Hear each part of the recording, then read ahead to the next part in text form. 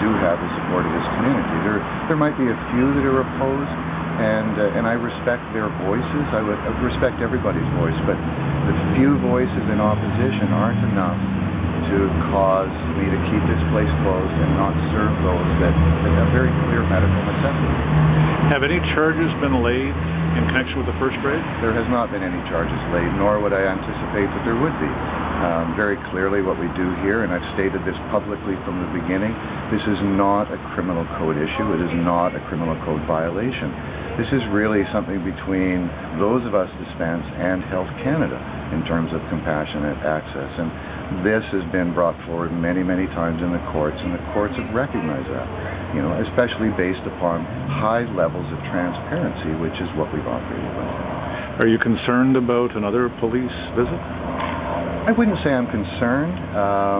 It would be something I would find disturbing, of course, because I say we've returned to the community to try to come to understand how this community feels. In a short period of 10 days, we got well over 1,100 signatures on a petition, which might not sound like a lot if you live in Vancouver, but in a small city like the city of Langley here, only 3,500 people turned out to vote in the last election. It only took 2,600 votes to get the mayor elected.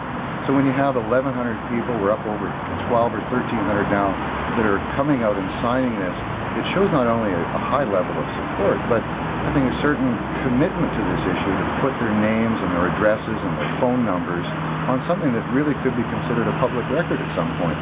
So I'm not seeing the community batting an eye to this.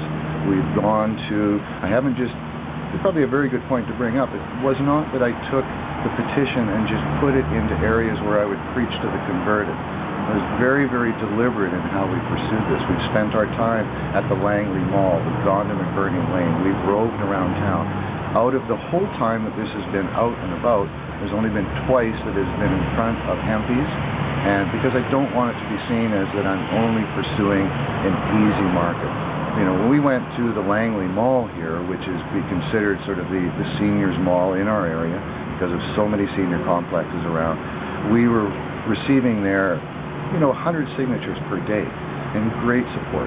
These are the individuals that have a very clear understanding of what it is to struggle with the conditions of an aging body, of some of the illnesses that come along, some of the matters that need to be dealt with and managed through longer lives that we all have now. So I felt it was vital and important to return to there. To be honest with you, I was a little nervous going the first day how this would be received, but I was immediately delighted in the level of support and understanding. Talk to a senior and say, you know what, this could help you with aches and pains. They hear you right away. It's wonderful.